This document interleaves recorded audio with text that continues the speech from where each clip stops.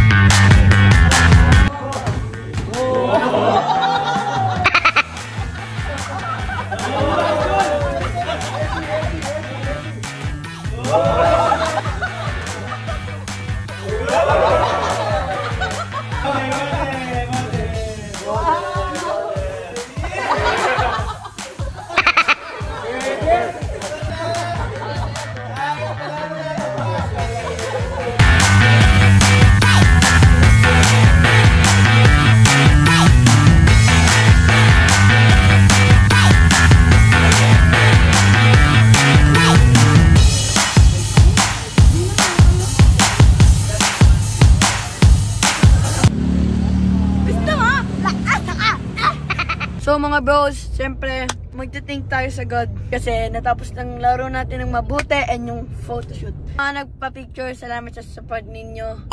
God bless you always, and sa mga nanonood, thank you for the support. Nood pa kayo ng mga videos namin. Like, share, and follow! Woo! Bye!